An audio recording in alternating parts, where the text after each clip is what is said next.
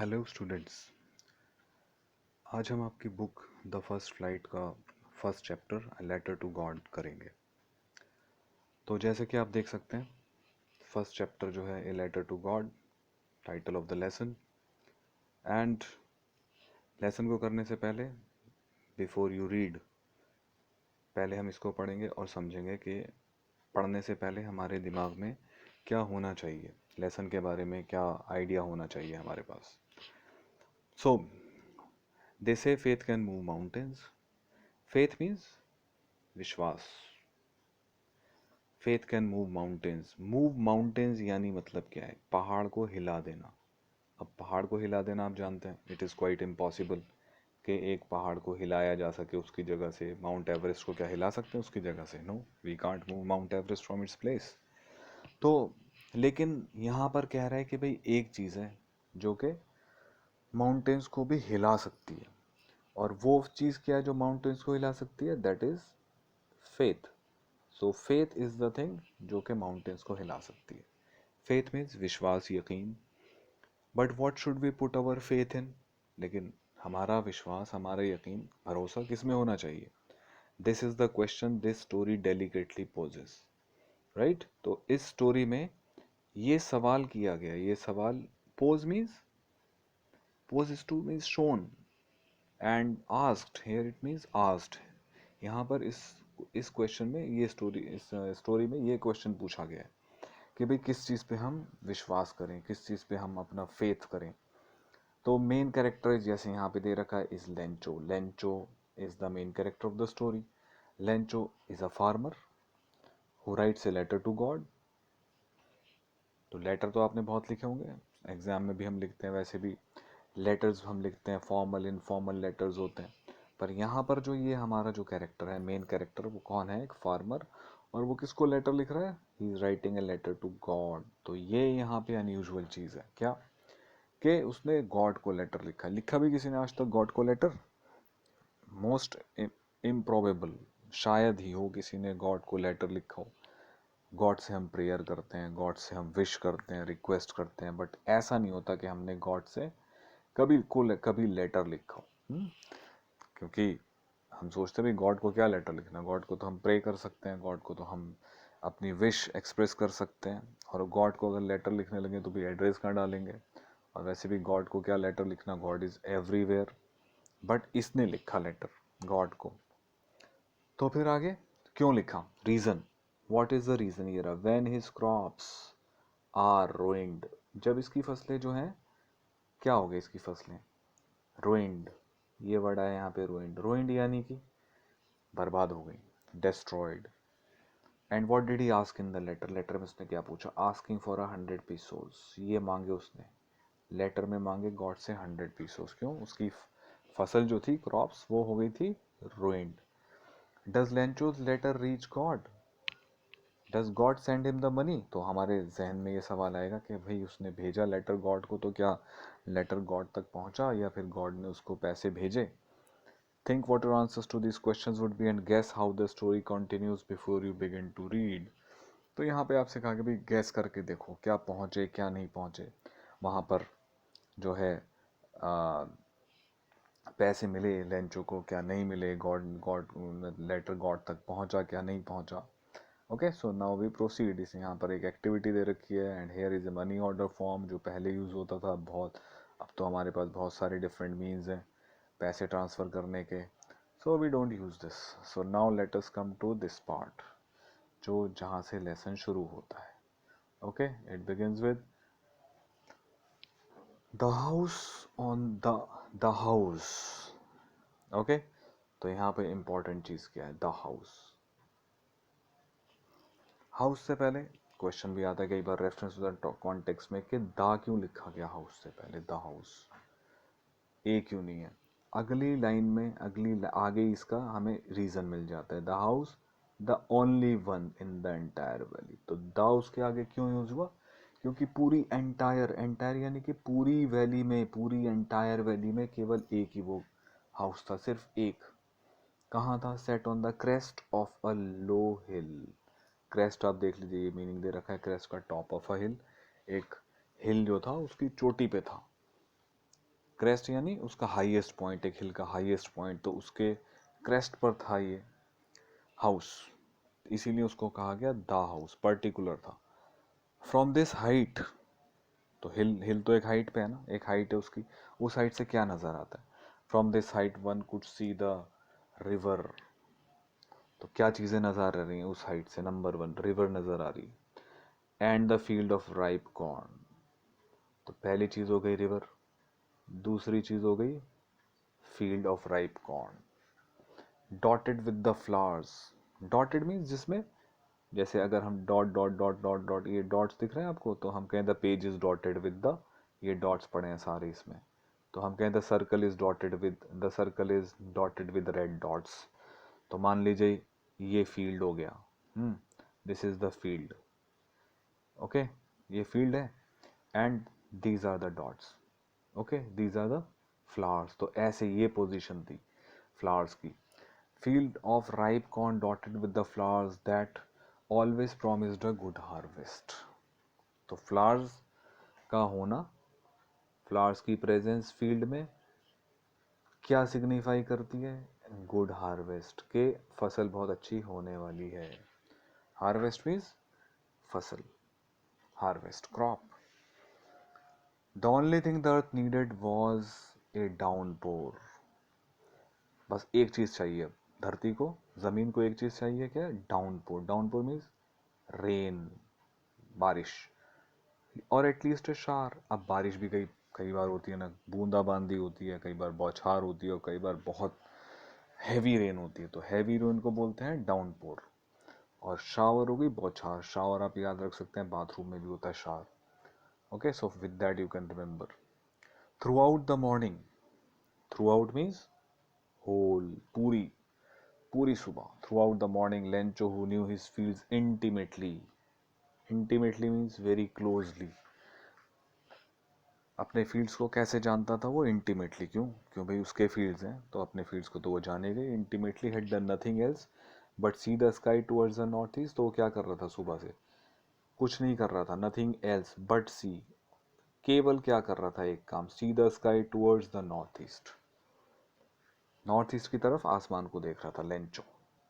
Lencho किस चीज का वेट कर रहा है? He is waiting for a shower. किसकी तरफ देख रहा है? Lencho is looking towards the sky. Fine, clear, okay. So Lencho जो है, उसको किस चीज़ का इंतज़ार है? उसको एक बारिश का इंतज़ार है। किस किस वजह से? बिकॉज उसके क्रॉप्स, उसके फील्ड्स को चाहिए बारिश। He is a farmer. Now we are really going to get some water woman. और उसने क्या कहा? स्काई को देखकर उसने कहा अपनी वाइफ से, अब हमें ज़रूर, रियली, पक्का पक्का मिलने वाला है कुछ पानी, यानी what is going to happen? Rain is going to happen. The woman who was preparing supper replied, खाना बना रही थी उसकी wife, yes God willing. God willing means अगर God ने चाहा तो। The older boys were working in the field while the smaller ones were playing near the house until the woman called to them all. बड़े बच्चे अपने fields में मदद कर रहे थे, काम कर रहे थे, छोटे वाले खेल रहे थे, और उनकी मम्मी ने सबको बुलाया, come for dinner. It was during the meal, ये फिर क्या हुआ मील के दौरान, that just as Lencho had predicted, जैसा कि लेंचो ने प्रिडिक्ट किया था। क्या लेंचो ने प्रिडिक्ट किया था? Lencho had predicted big drops of rain begin to fall. तो लेंचो का क्या प्रिडिक्शन था, क्या भविष्यवाणी थी उसकी? रेन की। तो क्या होने लगा? Big drops of rain begin to fall in the north east direction, north east में जिधर वो देख रहा था, huge mountains of clouds.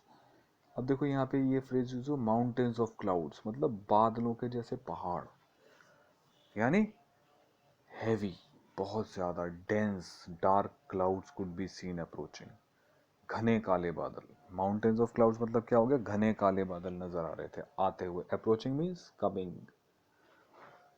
Air was fresh and sweet, होता है ना जैसे बारिश का मौसम होता है तो हम देखते हैं हवा में भी एक खुशबू होती है और ताजगी होती है, वैसी। The man went out for no other reason. Who is this man? The man went out, एक ही मैन है यहाँ पर, the man is Lencho, okay. कौन है the man? This man is our character Lencho. Went out for no other reason than to have the pleasure of feeling the rain on his body. अब वो बाहर गया, घर से बाहर क्यों गया? To feel the pleasure. Pleasure means क्या? खुशी, उसका joy, happiness of the rain on his body. अब वो क्या चाहता था, क्या महसूस करे? बारिश की बूंदें अपने बॉडी पर, अपने जिस्म पर महसूस करे, उससे खुशी मिलेगी उसे. And when he return he exclaimed, बड़ा इंपॉर्टेंट लाइन उसने बोला, एग्जाम में भी आता है ये, रेफरेंस टू द कॉन्टेक्स्ट में आ सकता है ये. These aren't rain drops falling from the sky. Who is saying this? Lencho is saying this. What is he saying? These aren't rain drops falling from the sky. किसको कह रहा है? These किसको कह रहा है? रेन ड्रॉप्स को कह रहा है. These are not rain drops. Rain drops को कह रहा है भाई ये रेन ड्रॉप्स नहीं है, बारिश की बूंदे नहीं है, फॉलिंग फ्रॉम द स्काई. क्या कह रहा है? They are new coins. ये तो सिक्के हैं. कि अब कैसे डिफाइन करते हैं उनको? Big drops are 10 cent pieces and the little ones are 5. जो बड़े वाले हैं वो 10 सेंट, सेंट एक करेंसी है, लिटिल वंस छोटे वाले 5.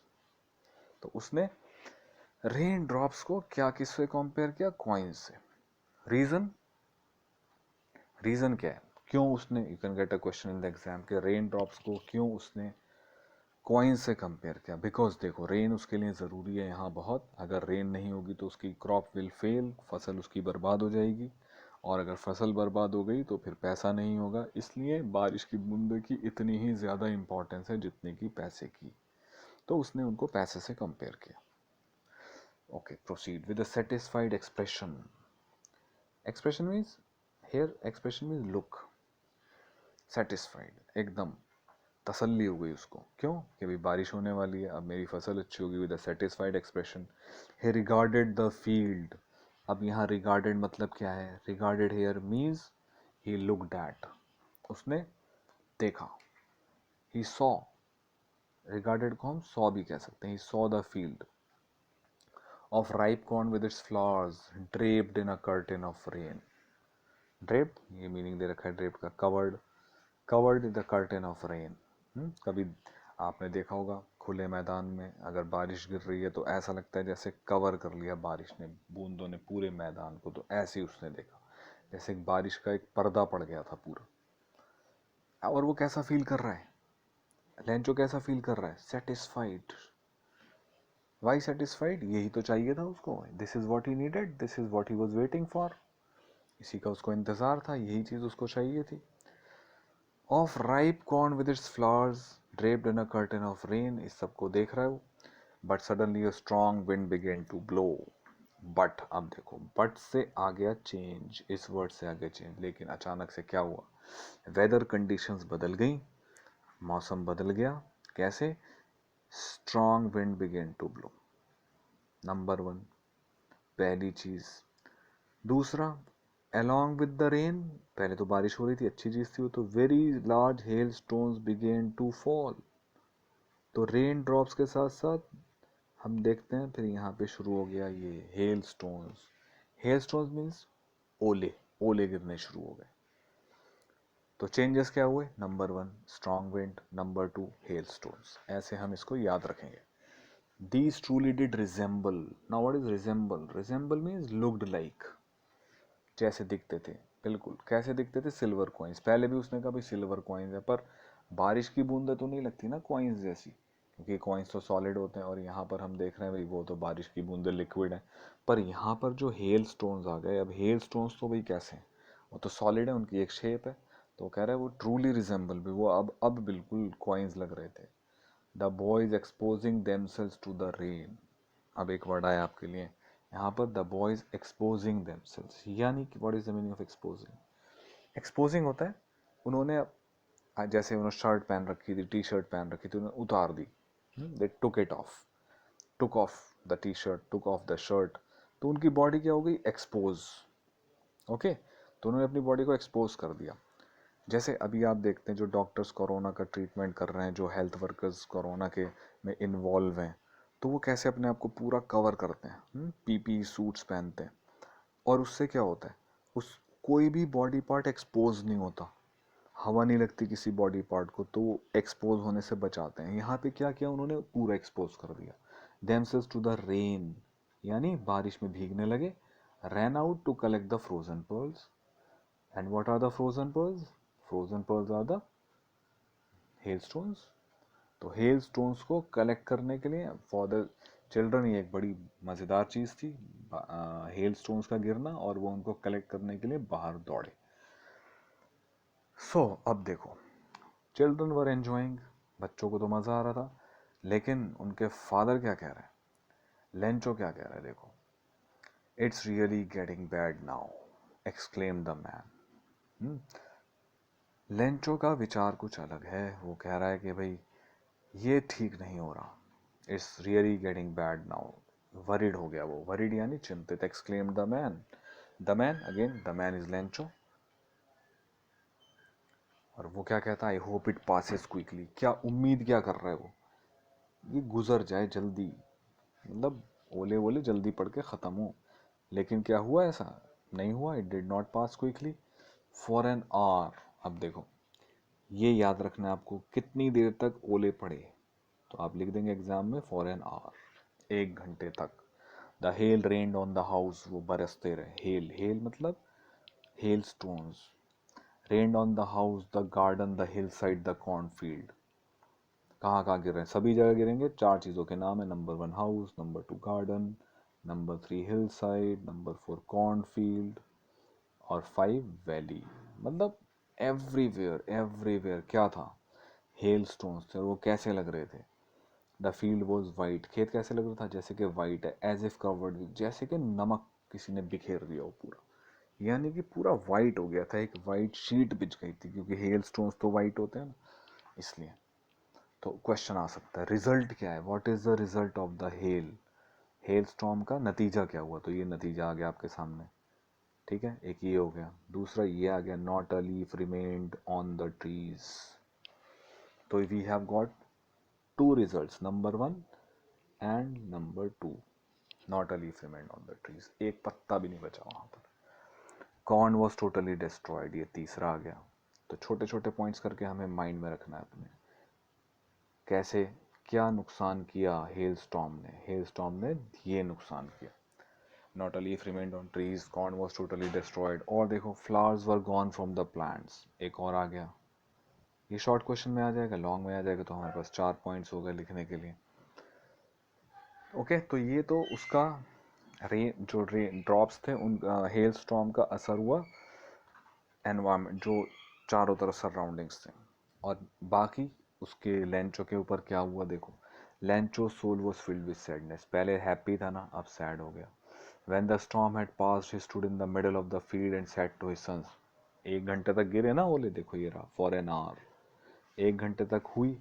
There was this hail storm for 1 hour. उसके बाद जब पूरा हो गया तो वो खड़ा हुआ अपने मिडल ऑफ द फील्ड, और क्या बोला उसने, ए प्लेग ऑफ लोकस्ट्स। ये लोकस्ट क्या होते हैं, सुना होगा, ये देखो ये दे रखा है, insects which fly in big swarms and destroy crops.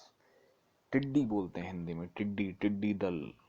कितने की संख्या में आते हैं, मिलियंस, लाखों करोड़ों की संख्या में आते हैं। और क्या करते हैं, ये जाकर फसलों को, पौधों को, पेड़ों को, पत्तियों को, जो भी इनके रास्ते में होता है वो सब खा जाते हैं, कुछ नहीं बचता, दे लीव नथिंग। और जब कुछ बचेगा ही नहीं, सारी क्रॉप को खा जाएंगे, फ्लावर्स को, फ्रूट्स को, लीव्स को, जो भी थिंग ग्रीन है वो सब खा जाएंगे। तो क्या हो जाता है, उसकी वजह से होता है ड्रॉट, सॉरी फैमिन, अकाल की स्थिति पैदा हो जाती है।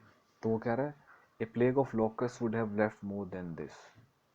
प्लेग आप जानते हैं, प्लेग जो कि चूहे के मरने से फैलता था, वो भी एक पेंडेमिक था। जैसे अभी हमारे यहाँ कोरोना वायरस कोविड-19 है, ऐसी प्लेग होता था, मतलब जो लार्ज स्केल किल, जिसमें लोगों की डेथ होती थी।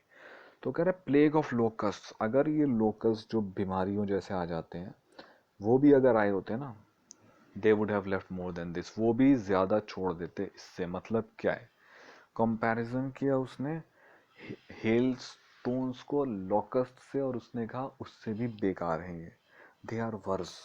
कौन, hello, hello has left nothing, hello has left nothing. और वो तो कुछ ना कुछ छोड़ देता, कौन, जो locusts हैं they would have left something, hail has left nothing, so hail is more dangerous. This year we will have no corn. ये सारा आ गया result of the hailstorm. That night was a sorrowful one. Sorrowful is sad. क्यों sad? इतना बड़ा destruction हो गया, नुकसान हो गया. All our work for nothing. What does it mean all our work for nothing? यानी no use, in vain. किए धरे पे हमारे, किए कराए पे पानी फिर गया. All our work for nothing. There is no one who can help us. अब कोई नहीं है जो हमारी मदद कर सके. We will all go hungry this year. इस साल तो हम भूखे ही मरेंगे. We will all go hungry this year. इस साल हम लोग भूखे रहेंगे. क्यों? क्रॉप हुआ नहीं, क्रॉप तो बर्बाद हो गया हेल स्टॉर्म में. अब कोई हमारी मदद करने के लिए नहीं है. सारा हमारा मेहनत पे पानी फिर गया. तो विल गो लाइक दैट.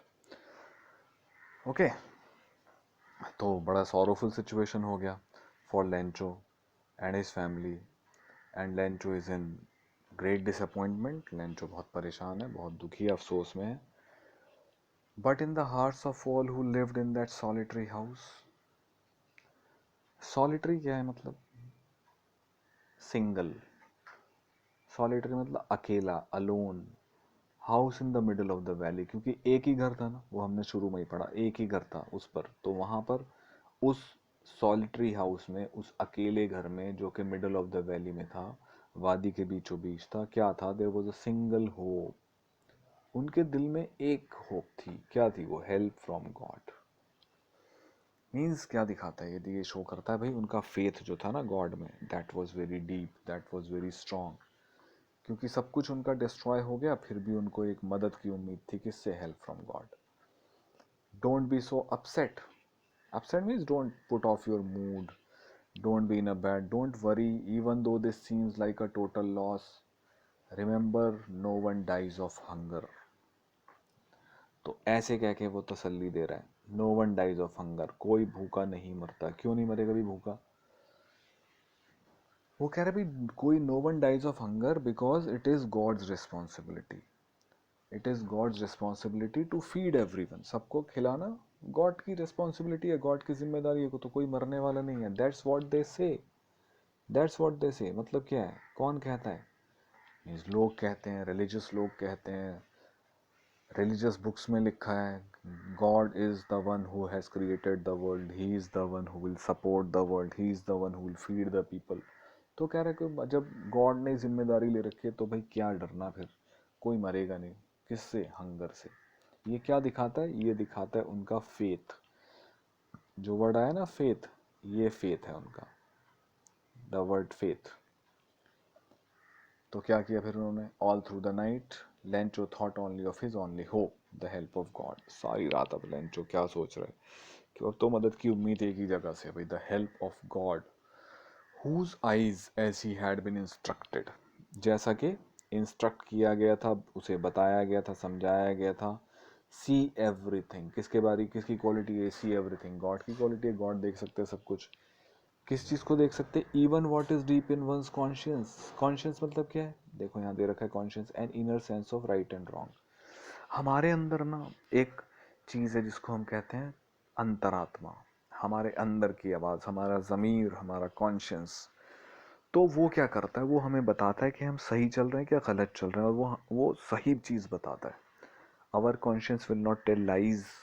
हम कुछ गलत करेंगे, हमारा कॉन्शियंस हमको प्रिक करेगा. प्रिक मतलब चुभेगा अंदर से कि हमने गलत किया कुछ. तो उसे पता था कि अगर किसी के कॉन्शियंस में कोई अपने बहुत डेप्थ ऑफ द हार्ट में, दिल की गहराई में भी कोई सोच रहा है, किसी को नहीं पता, उसे लग रहा है किसी को नहीं पता, तो भाई किसको पता है? गॉड. God knows it. तो that is his faith in God. फिर वो आगे बात करता है. लेंचो के कैरेक्टर जब हम लिखेंगे तो उसका फेथ बहुत इंपॉर्टेंट पॉइंट है. उसको किससे मदद की उम्मीद थी ये भी लिख देंगे. और फिर आता है Lencho was an ox of a man. क्या मीनिंग है ox of a man? Ox तो जानते हैं हम, बैल, जो देखते कितना मेहनत करता है खेत में. ऑक्स ऑफ अ मैन मतलब इंसान के रूप में, इंसान की शक्ल में वो बैल था. आगे एक्सप्लेनेशन देखिए. Working like an animal in the fields. Right. खेत में कैसे काम करता था वो? किससे कंपेयर किया? Like an animal. तभी तो ऑक्स कहा है उसको. But still he knew how to write. लेकिन तब भी वो क्या जानता था? लिखना. तो क्या किया उसने, the following Sunday at daybreak, जैसे ही सवेरा हुआ, मॉर्निंग हुआ, he began to write a letter which he himself would carry to town and place in the mail. It was nothing less than a letter to God. तो अब इतनी problems आ गई life में उसके, पूरी उसे लग नहीं रहा भाई मैं क्या करूँगा अब। तो उसने क्या सोचा कि भाई अब जो है ना मैं एक लेटर लेके जाता हूँ, एक लेटर लिखता हूँ और उसको मैं मेल कर दूंगा गॉड को। तो ये रहा, that is what he decides. He began to write a letter which he himself would carry to town and place in the mail, mail में जाके रख देगा उसको। And what was the letter, it was nothing less than a letter to God.